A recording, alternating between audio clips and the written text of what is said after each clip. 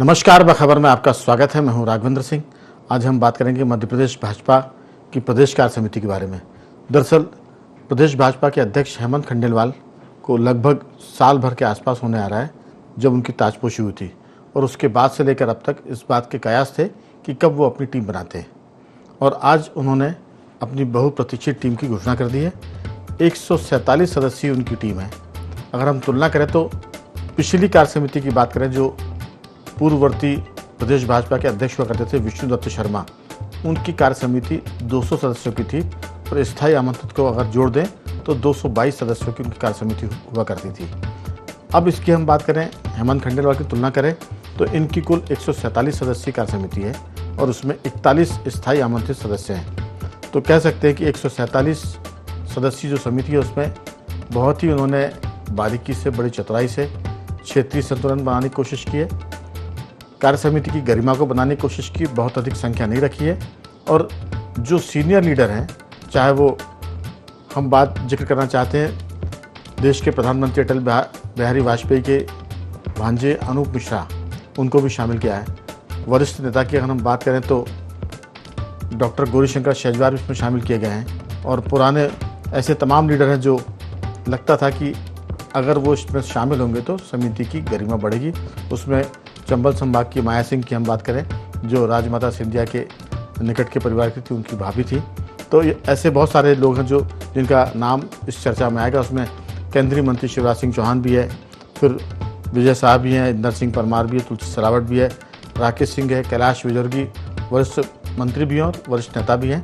तो इन सब पर हम विस्तार से बात करेंगे कि आखिर बीजेपी की जो नई टीम है देर से तो बनी है, लेकिन ऐसा लगता है कि वो दुरुस्त रास्ते पर बनी है, क्योंकि इसमें नेताओं की भीड़ नहीं है, बल्कि क्षेत्रों के हिसाब से, जाति के हिसाब से और वरिष्ठता के हिसाब से सबको सम्मान भी दिया, संतुलन भी कायम रखा है। तो इस पर बातचीत के लिए हमारे साथ मौजूद हैं स्टूडियो में वरिष्ठ पत्रकार साथी doctor Rahul Ranjan. Phone line पर हमारे साथ जुड़े हैं हमारे वरिष्ठ पत्रकार साथी गौरव चतुर्वेदी जी, और बहुत जल्द जुड़ेंगे स्टूडियो में हमारे साथी योगीराज योगेश जी। तो सबसे पहले मैं चर्चा की शुरुआत गौरव जी आपके साथ करना चाहता हूं कि ये जो बीजेपी की बहुप्रतीक्षित कार्य समिति आज घोषित हुई है, उससे लेकर आप क्या सोचते हैं? किस ढंग से हेमंत खंडेलवाल ने सबके साथ संतुलन बैठाने की कोशिश की है?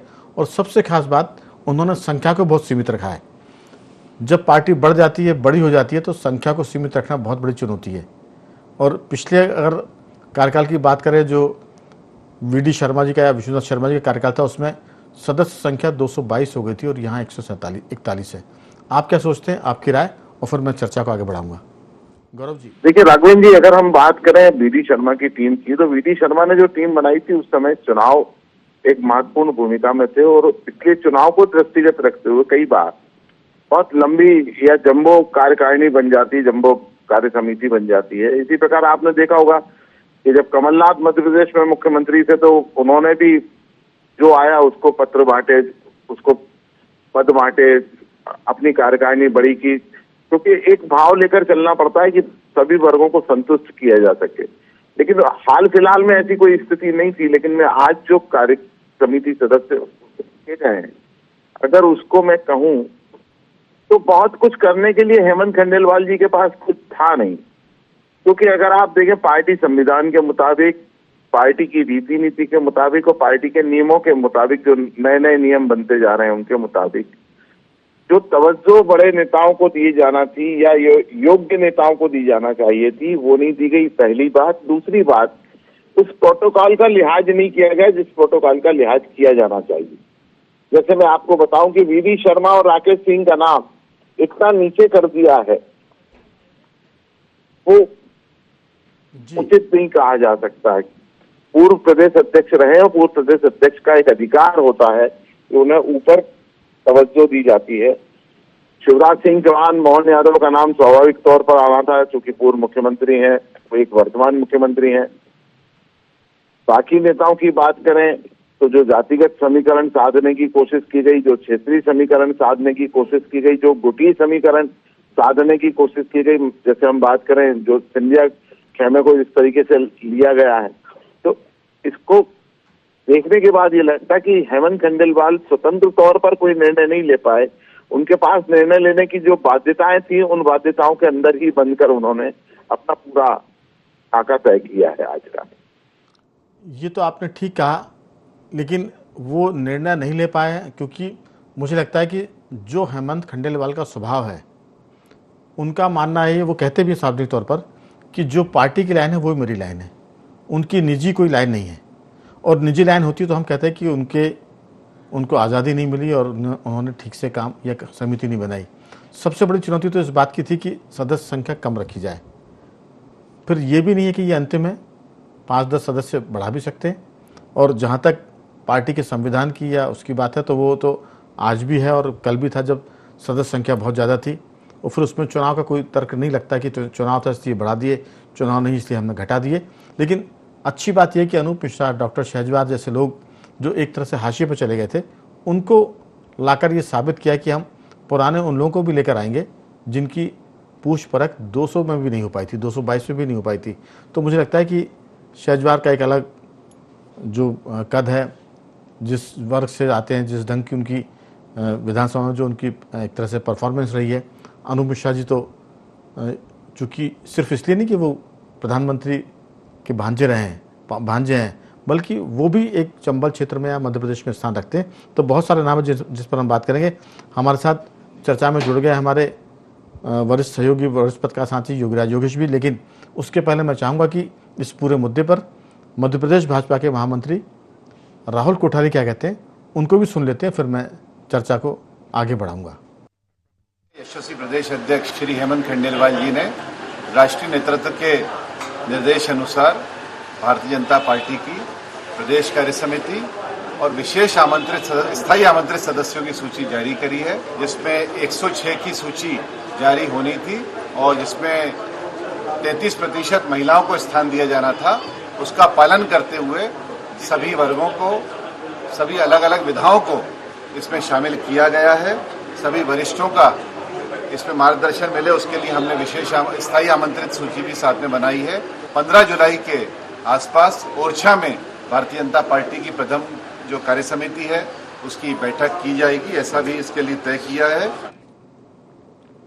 तो बहुत सारी चीज़ें जो गौरव जी ने ध्यान आकर्षित किया कि इसमें BD शर्मा जैसे नाम जरूर था, होना चाहिए था, क्योंकि वो पिछले ही कार्यकाल में प्रदेश भाजपा के अध्यक्ष थे। और वो नाम मुझे लगता है कि हम लोगों के हिसाब से जो पत्रकार रहे हैं उनको लगता है कि वो रह गया है। तो मैंने बीच में बोला था कि ये पार्टियों के पास विशेष अधिकार होता है कि वो 2-4-10 नाम दोबारा भी जोड़ सकते हैं। राहुल जी, सवाल है कि सबसे बड़ी चुनौती तो जब पार्टी का कुनबा बढ़ जाता है, उसमें सदस्यों की संख्या सीमित करने की होती है। भले ही ये पार्टी के ऊपर के निर्देश थे, हेमंत खंडेलवाल की अपनी सोच थी, दोनों का ज्वाइंट वेंचर था, उसके चलते ये सदस्य संख्या सीमित हुई। और ख़ास बात है कि उन लोगों को लिया गया, उन लोगों को भी स्थान मिला जो पिछले दिनों हम देखते थे कि दरकिनार कर दिए गए हैं। आपकी राय? नहीं राघवन जी, देखिए इस कार्य समिति में कुछ तो विशेष है, एक तो कम है, एक महत्वपूर्ण है। सबसे बड़ी बात है कि भीड़। अच्छा, दूसरी बात यह है कि वो ऐसे नेता भारतीय जनता पार्टी के जिनको हम भूला बिसरा समझने लगे थे, जो जिनकी कोई बखत कहा जाए कि पार्टी में उनके नेतृत्व को लेकर के, वो तमाम उनके कार्यशैली को लेकर के उनकी पूछ परख बिल्कुल खत्म हो गई थी। तो वैसे खंडेलवाल जी ने उन लोगों को शामिल किया। एक तो महत्वपूर्ण चीज ये दिखाई देती। सेकंड बात यह है कि जो क्षेत्र और जाति जिसको लेकर के बार बार संघर्ष खड़े होते हैं, वो भी बैलेंस आपको कम लोगों में अच्छा बैलेंस आपको दिखाई दे रहा है। और पुराने जितने रूठे हुए हैं सबके सब यहां आपको मौजूद। लेकिन सबसे महत्वपूर्ण बात यह है कि भारतीय जनता पार्टी में जो बाहर से आए थे, मतलब आप ज्योतिरादित्य सिंधिया से लेकर के जो पार्टी मध्य प्रदेश में जो उथल पुथल मची और ढेर सारे लोग आए भारतीय जनता पार्टी में, वो एक पहली बार इस कार्य समिति में आने से बनने से वो पूरे के पूरे लोग ऐसे एडजस्ट हो गए हैं कि वो भारतीय ही जनता पार्टी के ही परंपरागत रूप से कार्य करता रहे हों और उनको पूरी तरह से एडजस्ट कर दिया गया। मतलब आप ये सोचिए कि इस कार्य समिति में उन लोगों को शामिल करके उन्होंने उनका पूरा का पूरा पुराना इतिहास समाप्त कर दिया। अब वो भारतीय जनता पार्टी के ही लोग माने जाएंगे। तो आप ये सोचिए कि सुरेश पचौरी जैसे लोगों को भी कार्य समिति में शायद मौका मिल गया है, वो लोग भी आ गए। कमलनाथ के बहुत करीबी जिनको माना जाता था छिंदवाड़ा से, उनको भी शामिल कर दिया गया है। तो आप ये सोचिए कि ये तमाम लोग जिनसे कभी ना कभी संकट बना रहता भारतीय जनता पार्टी को।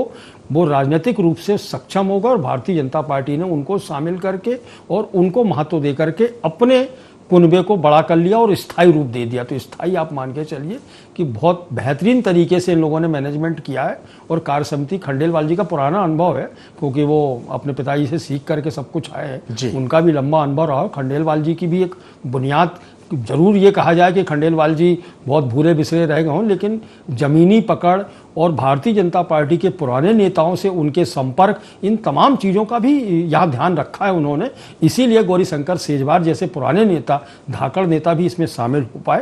ये बहुत महत्वपूर्ण चीज़ होती है क्योंकि क्या होता है कि जब राजनीति आगे बढ़ती है तो पुराने लोग धीरे धीरे बिसरते चले जाते हैं, उनको कोई पूछ परख होती नहीं, यदा कदा बुला लिया जाता, लेकिन वो ऐसे फ्रंट लाइन में नहीं दिखाई देते। लेकिन कार्य समिति का मतलब ये है कि अब भारतीय जनता पार्टी की मध्य प्रदेश में जो भी आगे चुनौतियां मिलेंगी या जो भी उनका कार्य चलेगा वो कार्य समिति तय करेगी। इसका मतलब ये है कि उनको महत्व मिल गया, उनकी पूछ परख बढ़ गई, तो खंडेलवाल जी इसके लिए तो सफल माने जाएंगे कि उन्होंने सारी कार्य समिति में वो पूरा का पूरा बैलेंस बिठा लिया जिसकी आज आवश्यकता थी। ठीक मानते हैं कि चुनाव एक लंबे समय के बाद में भी चुनाव के लिए 2 साल बाकी है और इसकी इतनी कसरत की ज़रूरत नहीं थी, लेकिन यहाँ रूठने का और मनाने का पूरा क्रम हो गया।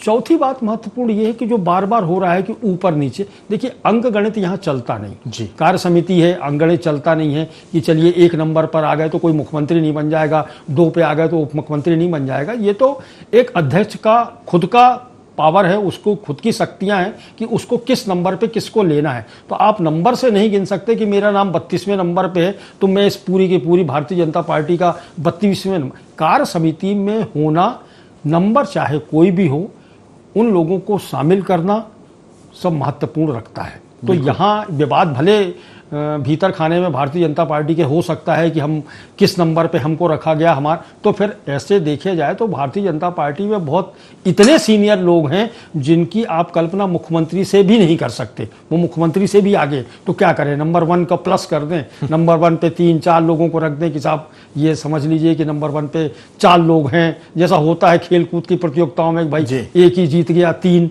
एक ही जीत गए 2, टाई हो गया। तो ये मैच नहीं है, ये कार्य समिति है, सबको नहीं किया जा सकता। तो नंबर गेम को, एक भारतीय जनता पार्टी एक सदी हुई पार्टी है, मजी हुई पार्टी है, मजे हुए नेता है, तो इनको नंबर गेम में नहीं होना चाहिए। और कार्य समिति है, मौका मिला है, 1 साल से वो प्रयास कर रहे हैं। यह सबसे बड़ी बात यह है कि 1 वर्ष इंतजार करना पड़ा। एक जमी जमाई पार्टी में किसी अध्यक्ष को 1 साल किसी समिति को बनाने में लग जाए तो आप इसकी कल्पना कर सकते हैं कि उसके पीछे कितना दबाव रहा होगा। बिल्कुल, कितने लोगों को सहना और समझना पड़ा होगा, तब जाकर के 1 साल के बाद में आ गई।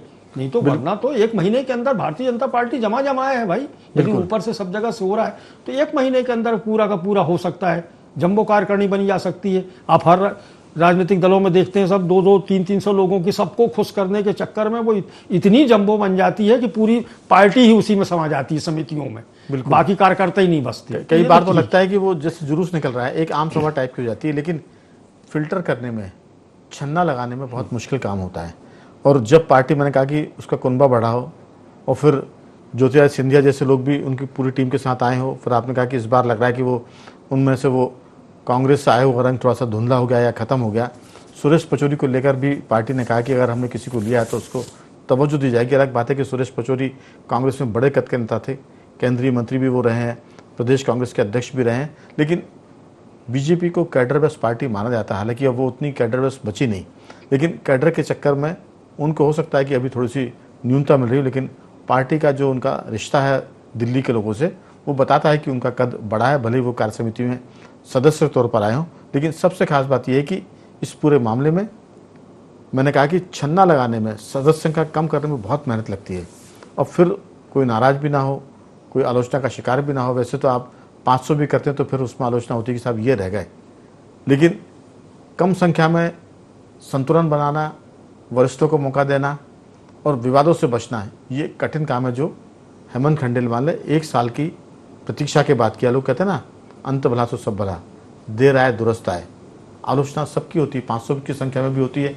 योगीराज जी, सवाल है कि इसमें सिंधिया गुट की जो बात रंजन जी ने भी की और बात हो रही है, अब ऐसा लग रहा है कि अब सिंधिया गुट पूरा भाजपा में रच बस गया है, वो भाजपा के रंग में शामिल हो गया है। कह सकते हैं कि वो दूध में पानी की तरह मिल गया है वो।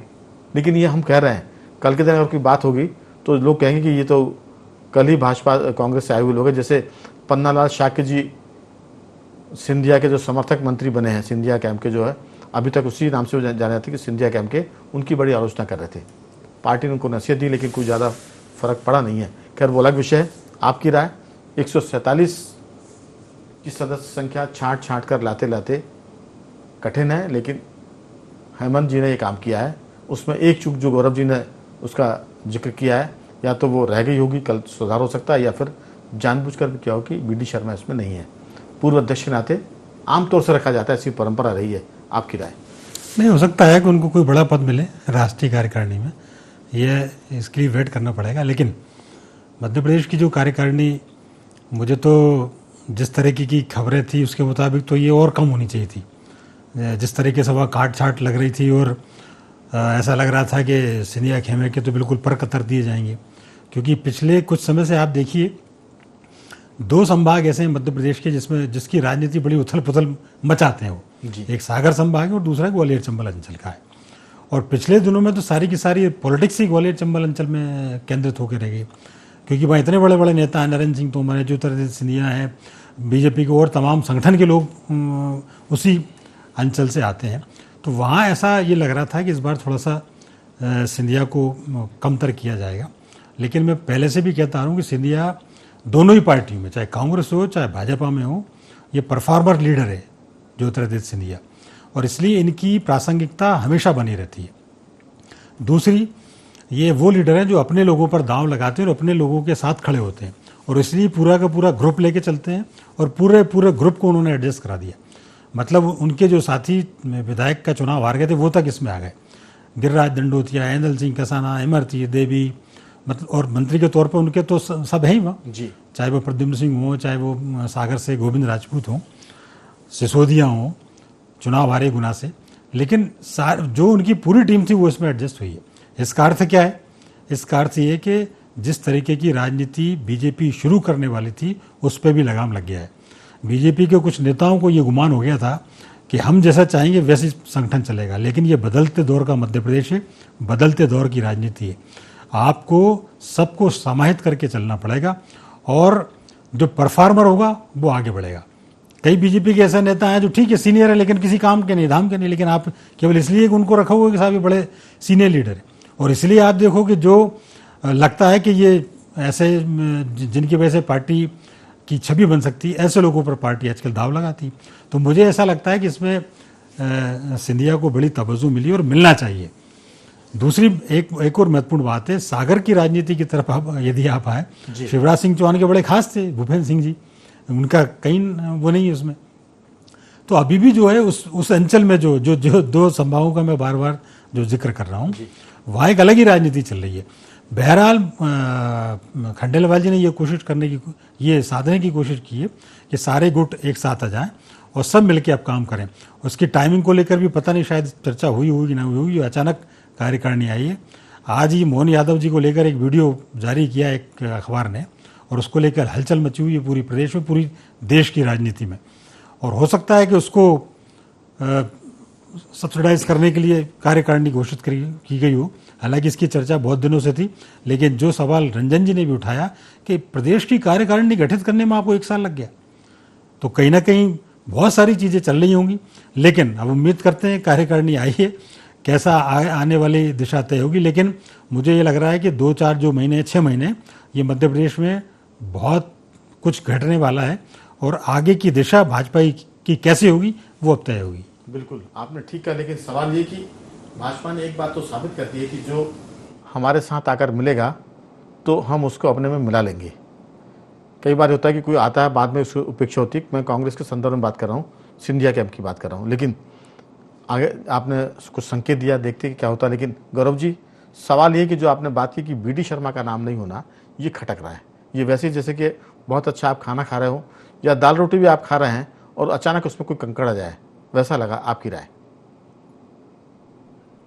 कहा कि बी.डी. शर्मा जी का जो नाम है, राकेश सिंह का जो नाम है, पूर्व प्रदेश अध्यक्ष रह चुके हैं और सांसद भी हैं, मंत्री भी हैं, जिस प्रोटोकॉल में आना चाहिए था नाम, उस प्रोटोकॉल में नहीं आया। हालांकि राहुल रंजन जी ने जो कहा है कि सभी को पहले नंबर पर नहीं ला सकते हैं, लेकिन उसके बाद भी वरिष्ठता का ख्याल रखना ये पार्टी अध्यक्ष की जवाबदारी होती, पहली बात। दूसरी बात, मेरा ये कहना भी है कि जब पार्टी का संविधान बना था, पार्टी में जो नियम बनाए गए थे, वो नियम उस वक्त के हैं जब पार्टी बहुत छोटी हुआ करती थी। 2014 के बाद पार्टी का स्वरूप बहुत विशाल हुआ है, 2008 के बाद बहुत विशाल हुआ, और 2014 के बाद पार्टी में ऐसे बड़े नेता शामिल हुए हैं जिनको आपको अपने संगठन में रखना मजबूरी हो जाती है। मैं ऐसी परिस्थिति में आपसे बात कर रहा हूँ, उसके लिहाज से अब जैसे देखिए, आप 33% महिलाओं के आरक्षण की बात आई, तो आज जो महिलाएं आप संगठन में लेकर आए हैं, वो महिलाएं और जो वरिष्ठ नेता हैं, उनके कार्य अनुभव में कितना अंतर है। जब आप ये देखेंगे तो आपको एक असंतुलन महसूस होगा। मैं इस तरफ ध्यान इंगित करना चाहता हूँ कि पार्टी में हालांकि अभी भी कई वरिष्ठ महिला नेत्रियां हैं जो काम कर रही हैं, लेकिन बाकी जो नाम कुछ शामिल किए गए हैं वो नाम उस मुकाबले नहीं है, शिवराज जी के मुकाबले नहीं है, आप कैलाश विजयवर्गीय के मुकाबले नहीं मान सकते हैं आप उनको। अब जैसे सिंधिया गुट की बात करें तो सिंधिया गुट में हमें को जो तवज्जो दी गई वो ज्यादा दी गई। अगर पार्टी में संगठन को उस लिहाज से अगर आपको आगे बढ़ाना है तो आपको समानुपातिक तौर पर तो आपको उनको लेना पड़ेगा ना। आप एक तरफ ज्यादा लोगों को ले लेंगे और एक तरफ अपने मूल संगठन में से कम लोगों को लेंगे तो वो फर्क जो आएगा। इसलिए मैं कह रहा हूँ कि मुझे एक असंतुलन ये नजर आ रहा है। बिल्कुल आपने ठीक कहा, लेकिन बीजेपी की जो उसकी परंपरा है, जो उनका रंग ढंग है, उसमें मुझे नहीं लगता कि ये मुद्दा अगर मुद्दा बनाया भी गया तो बन नहीं पाएगा कि बीडी शर्मा का नाम 12वें नंबर पे 13वें नंबर पर है, क्योंकि वहाँ तो हमने कई बार देखा कि मुख्यमंत्री के रहते शिवराज सिंह चौहान कई बार क्रम के पीछे आता था। कई बार हम देखते थे कि पार्टी की बैठक होती थी संगठन की, तो वरिष्ठ मंत्रियों तो को दरियों पर बैठे देखा है। कई बार तो ये तक होता था कि पटवार जी जैसे लोग मंच के बजाय सामने की कुर्सियों में बैठते थे जब संगठन की बैठक हुआ करती थी। तो मुझे लगता है कि बीडी शर्मा भी बड़े दिल के हैं। अगर ये मुद्दा बनाने की कोशिश की गई कि साहब उनका अपमान किया गया है या उनको थोड़ा सा तरजीह नहीं दी गई है, तो उनके खुद के कार्यकाल में भी बीडी शर्मा ने ऐसे कई काम किए होंगे जो जिसका लोगों को ना बुरा लगा होगा ना कुछ हुआ होगा, क्योंकि बीजेपी थोड़ी सी अलग तरह की पार्टी है। अभी उसमें उतना बिगाड़ नहीं आया है जितना सत्ता में रहते आ जाना चाहिए था। अभी ये लोग थोड़े से पके हुए हैं, घिसे हुए हैं और संगठन के लोग हैं, तो ऐसा कम लगता है। राहुल जी, आपकी इस पर बहुत छोटी सी टिप्पणी, क्योंकि बातचीत के दौर में इस दौर में वक्त कम बचा है और आप गागर में सागर भरें, ऐसी उम्मीद करता हूं। राघवेंद्र जी, देखिए सबसे बड़ी बात क्या है कि वो खानसामा या वो रसोईया सबसे अच्छा होता है जो कम मसाले में अच्छा खाना बना दे। तो खंडेलवाल जी ने वही काम किया है। और अगर ढेर सारे मसाले हैं, एक साथ डाल दोगे तो क्या होगा? अगर दाल सब्जी कम पड़ रही है तो फिर उसमें गर्म पानी करके थोड़ा सा तड़का लगा के डाल दे ताकि वो तो ये रसोईया है। तो उनके पास भारतीय जनता पार्टी के पास में बहुत मसाले हैं, लेकिन सारे मसालों का उपयोग तो नहीं कर सकते ना, तो उन्होंने छांट लिया कि कौन कौन से मसाले होंगे। ये जरूरी नहीं है कि आपके पास में सब कुछ हो तो आप खाना बहुत अच्छा बना सकते हो। आप ये देखिए, कभी कभार खेत खलिहान में बैठ करके खाना बनाते हैं, थोड़ा सा मटेरियल होता है उनके पास लेकिन स्वादिष्ट भोजन बनता है। तो खंडेलवाल जी अनुभवी आदमी है, उन्होंने देख लिया कि किस मसाले से कैसा बन सकता है, तो चयन कर लिया, चयन करके ले आए। तो ये अनुभव है, क्रम का मामला कह सकते हैं। क्रम का मामला है कि 12वें नंबर पे इतने वरिष्ठ को बनाया है जो प्रदेश भाजपा के अध्यक्ष रह चुके हैं, तो सीधी सी बात है कि पार्टी के भीतर भाजपा में इस तरह की बातें कम होती हैं और जो लोग ओहदे पे होते हैं वो इसको गंभीरता से कम लेते हैं। कई बार तो योगराज जी ऐसा लगता है कि जिन बातों को मीडिया बहुत तरजीह देता है, अगर उनके अंदर खाने की बैठक की बात करें तो उस पर चर्चा भी नहीं करते, और कई बार तो हंसते हैं कि देखो हम बात क्या कर रहे हैं और अखबार में या उसमें छप क्या गया।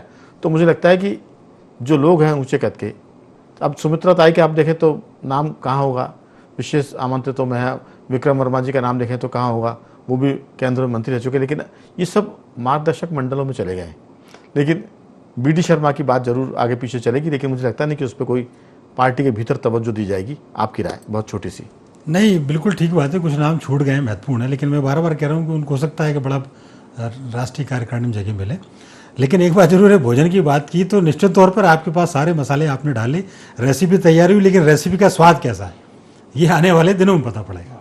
जी, तो स्वाद कैसा तो आने वाले दिनों में पता चलेगा, लेकिन कुछ जो अच्छे रसोई होते हैं वो कमी को बचाने के हिसाब से घी का तड़का कई बार लगा देते हैं तो उससे खुशबू आ जाती है और लोग कहते हैं कि खाना बहुत अच्छा है। तो कह सकते हैं कि भाजपा की नई टीम तैयार हो गई है और उसमें थोड़ी बहुत कमी बेशी होगी तो उसमें सुधार भी करने की गुंजाइश हमेशा रहती है और इस बात को संगठन के लोग अच्छे से जानते हैं। आने वाले दिनों में क्या इस पर बातचीत होगी उस पर हम फिर से बातचीत करेंगे, लेकिन आज की चर्चा में सिर्फ इतना ही। मैं तीनों मेहमानों का साधुवाद करूंगा। गौरव जी आपका बहुत धन्यवाद और राहुल जी और योगीराज जी आपका भी साधुवाद कि आपने चर्चा में हिस्सा लिया। बाखबर में आज सिर्फ इतना ही। बने रहिए हमारे साथ और देखते रहिए IND24।